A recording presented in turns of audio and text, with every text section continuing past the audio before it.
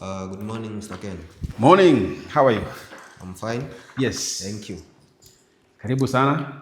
Nashukuru. So, Yes. niko na swali hapa Okay. kuhusu water refill business. Yes. If someone wants to start a water refill business today, how much money do they realistically need Yeah. to start a water refill business? Thank you so much for having me. And it's a very good question. A lot of people have asked these questions before. So first of all, my name is Ken Juma, the founder and CEO of House of Maji, where we help homeowners, hotels, real estate developers, schools, hospitals to access clean and safe drinking water through installation of purification systems. We do also help entrepreneurs start and run successful water refill businesses. And I think that's why we are here today. So to answer your question, how much money do you need to start? So hii ina depend na how big you want to go. There's an option yenye unaanza na 450,000. Kuna option zenye zinaenda more than that. So what determines, yani ni nini haswa itakuwa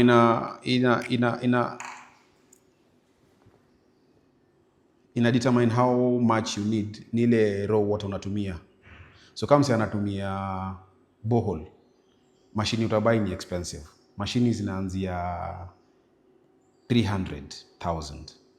Kama unatumia maji ya kanjo ama unabai from the bowsers, unaweza anza hata na 250, 350. Okay? So inalingana ile capacity. So utapata how many bottles are you estimating utakuwa unauza? Kama utakuwa unauza mob, unataka capacity kubwa. Kama unauza kidogo, unataka capacity kidogo. So to give you a range, I would say from 250,000 shillings to around 1.2 million. Hiyo ndio range inaweza kupatia how much one needs. So itadepend na raw water yako, itadepend na penye unai-establish, itadepend na ile capacity unataka. Yes. And what's the cheapest you will recommend for someone to start with? The cheapest. I think hiyo hata naonyesha watu the cheapest ndio it makes sense.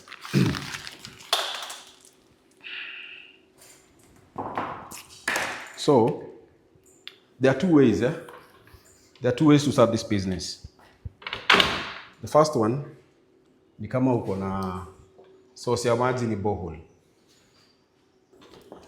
So ya kwanza kama ni borehole, na ya pili kama ni bowsers ama county.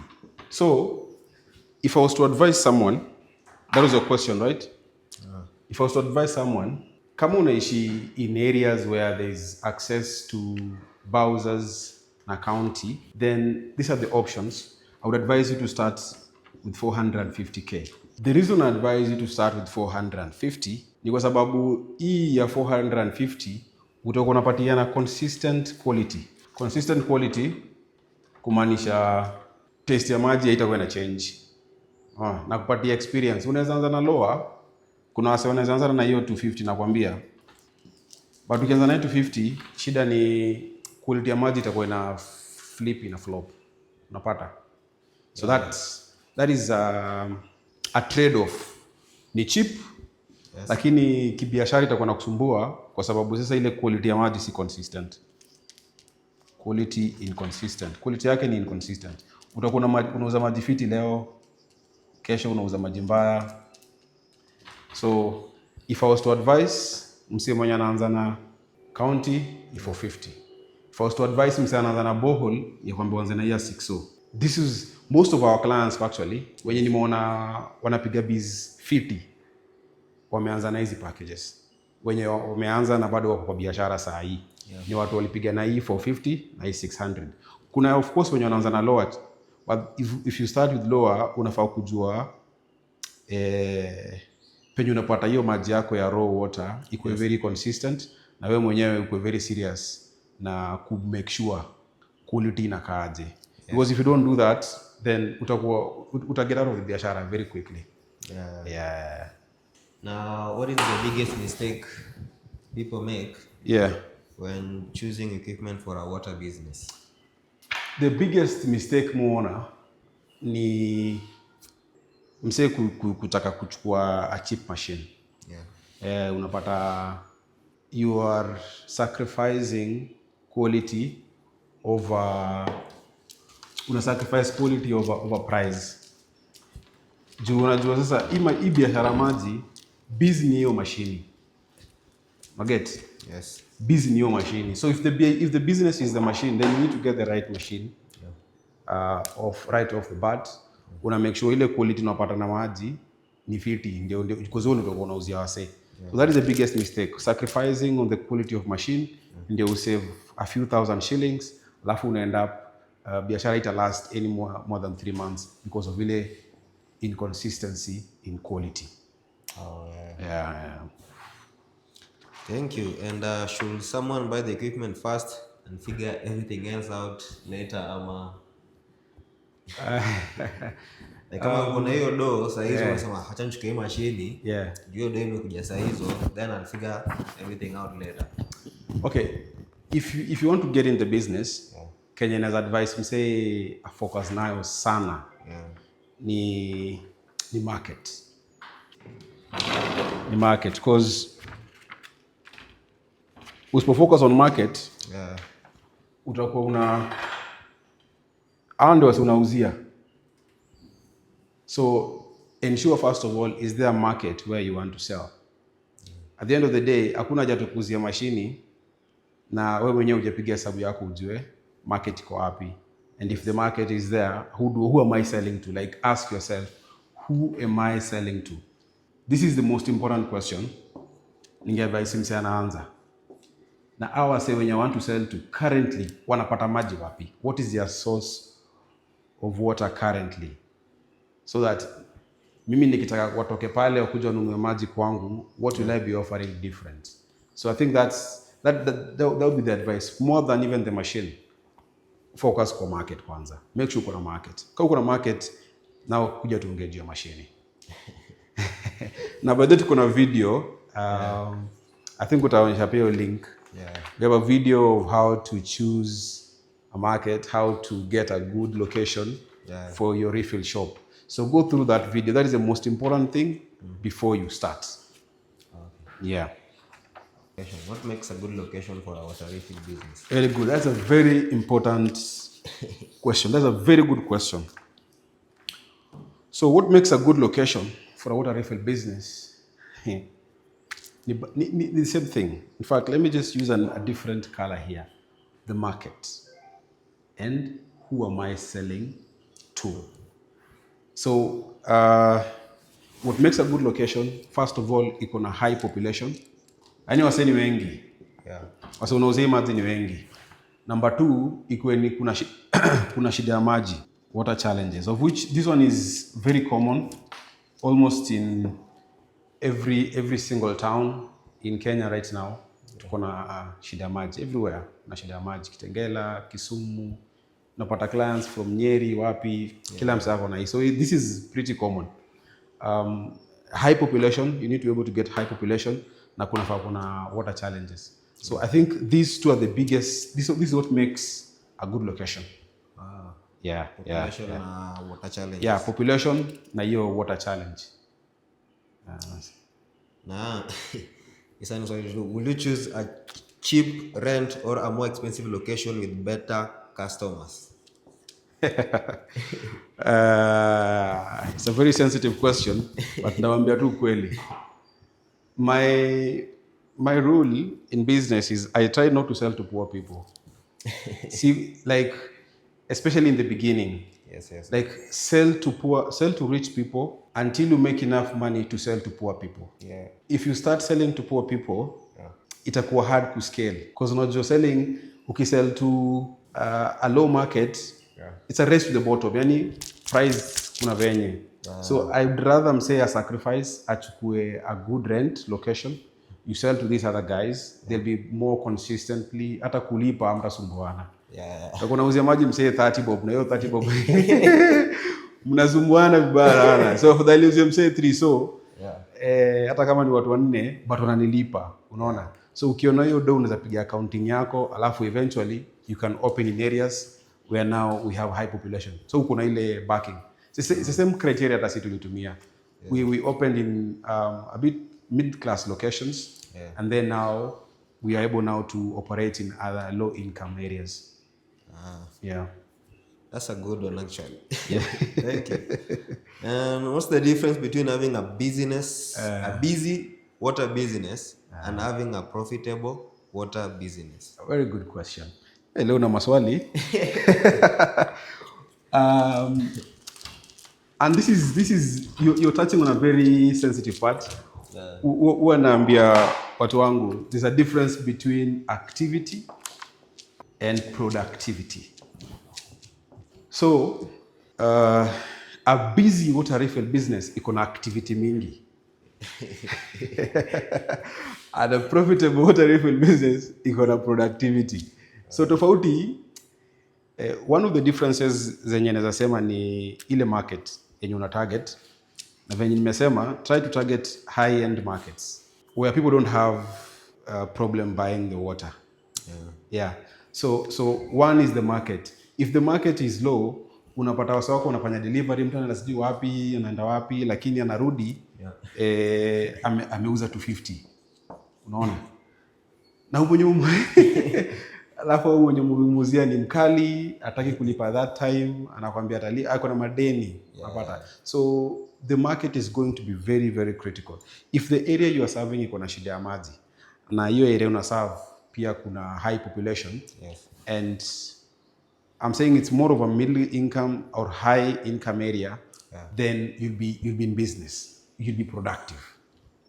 But if you're starting with a low income area na population pia si fiti vile, utakuwa unapiga maraundi, but hakuna do una make. At the end of the day, remember, biashara ni do. Like that's the reason you're getting into the business. So ensure location. I can never overemphasize how important a location is. Okay. And what numbers should I actually be watching? Numbers you should be watching. Good question. Numbers you should be watching. Maji ni kitu mtu ananunua frequently. So the first number ni daily sales. First number. These numbers to watch. Na waandiki hapa ndio sasa mtu asisahau. First one. Kama unarun biashara yako, number 1, daily sales. Ni nani ananunua biashara? Ni nani, like how much have we sold today? Number 2 is clients. And this is return clients. This is very important. Because the bigger the client base uko nayo, the more you are likely to sell. So hii ndio utapata ina determine hata hii hapa. So sema kama msee hakuna return client, sema una target. Mwambie msee hii ndio namba yako, yani sema you want to work with 500 households. Let's just call them clients, but households. It's an example. 500 households. So say unapata each household inachukua, let's say 2 bottles a week. 2 bottles a week. So unauza 1000. So usema unauza hata kama ni 150. Hiyo ni 15000. 150,000. So 150,000, sorry. 150,000. So hii ndio itakuwa sales zako. This is the weekly sales. Kama unachukua hizi. So hii ndio inafaa kuwa namba yako. How many clients do I have in my database? Ana watu unaweza pigia simu kama umekabila kuorder, unaweza wa text, kuwa remind, unaweza, yani hii ndio the biggest number you should be watching. How many return clients do you have? Ikipungua, tafuta huyo mtu. Muulize shida ilikuwa ni nini. Unaona? Na kama ni mtu maybe umehama ama ni nini, tafuta mwingine mwenye atamreplace ndio uweze kupata ile figure yako consistently. So this would be say the biggest thing is this. It determine everything else. Yeah. So ni increase clients, meaning my weekly sales itakuwa ina increase pia. Yeah, exactly. Itakuwa na increase. So hii ndio biashara. Hawa ndio sasa biashara yako. Hii ndio biashara.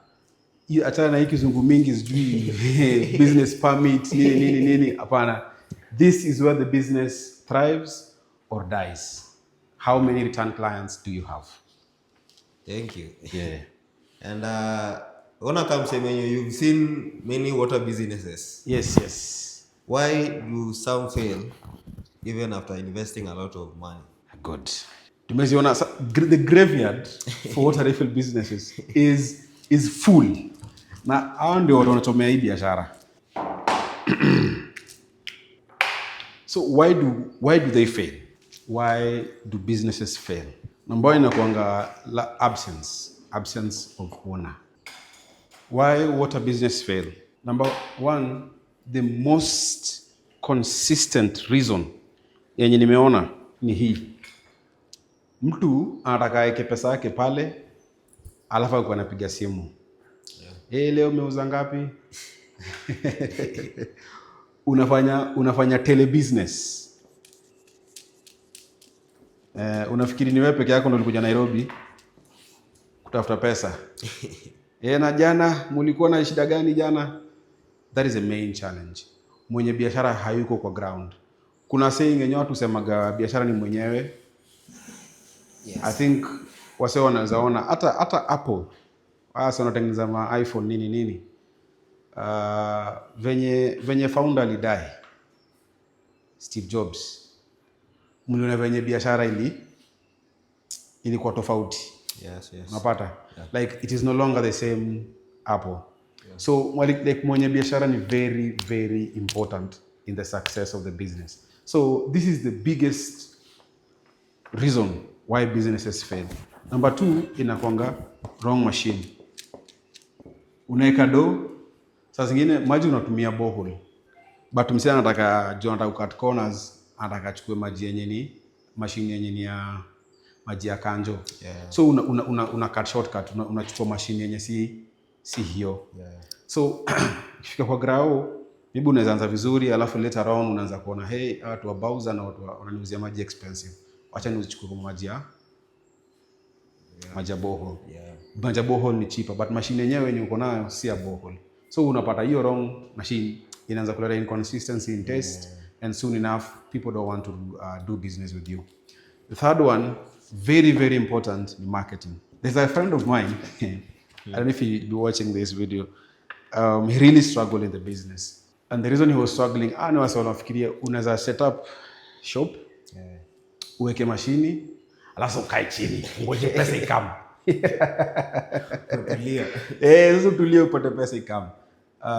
There's a difference between a business and an investment. And the difference is in how much you're involved. Kama utaki kupiga biz, jenga ploti. Piga rent, there'll be very little involvement required. Naona. Ama ubai shares, ama uende ubai government bonds. Hapo utakuwa unahitaji involvement. But kama unaingia biashara ni you must be busy. Unacheki?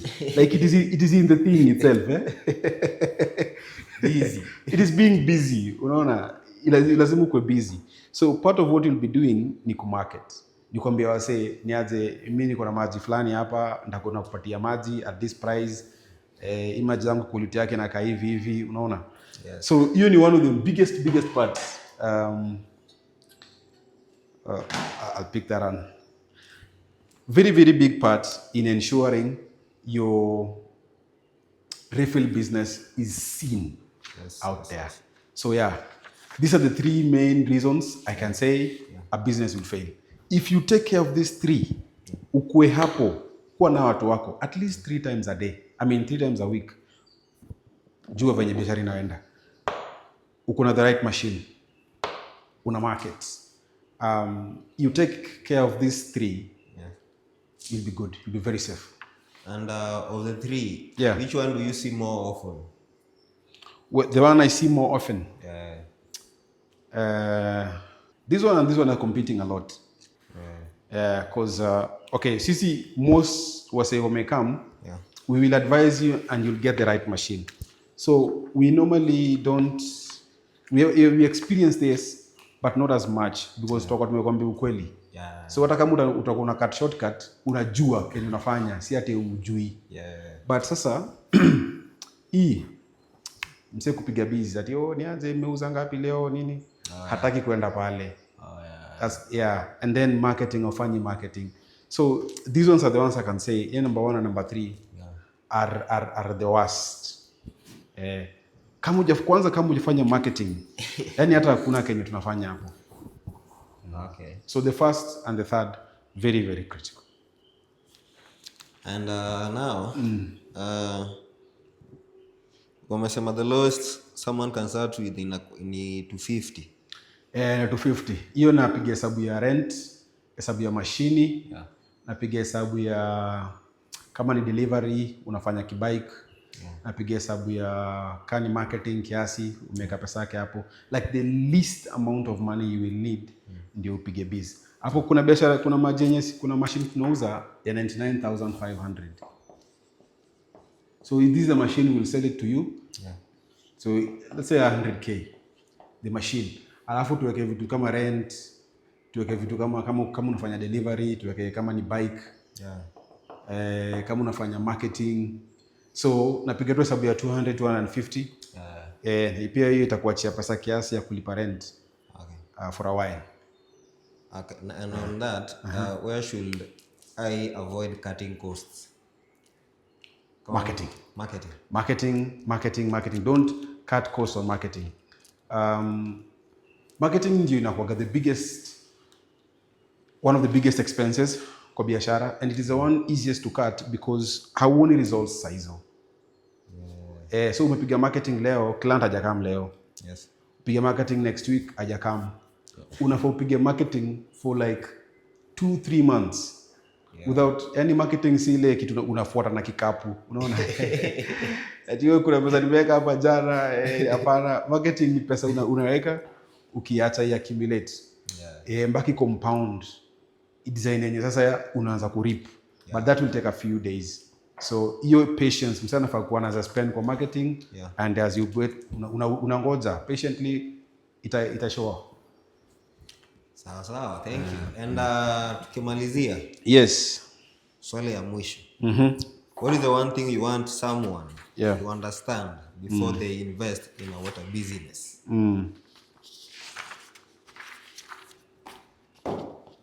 Easy get rich quick scheme. The water refill business is a very sensitive business. You're serving families, you're serving students, you're serving the society with a product they're consuming on a regular basis, daily. That means ile quality unawapatia must be very, very high, na ni kitu yenye itakuwa safe for them to consume. So easy biashara ya ku make dough faster. Easy forex. Easy get rich quick scheme. This is a proper business that you need to have proper systems and proper ways to ensure that you do sell and sell consistently. So me kenye naeza advice, msianda kuya kwa biz, be sure this is what you want to do. If you have the personality for it, kama ni mtu unaona biz is something for you, then the water refill business is a very, very good business. Utakuwa unapata pesa every single day. Hakuna siku utalala bila kuuza. That is the beauty of this business. Hakuna siku utalala bila kuuza. Yaani hutawahi kosa mboga. Hiyo ndio story. But si get rich quick. Hautanunua gari kesho. Itabidi umekuwa patient.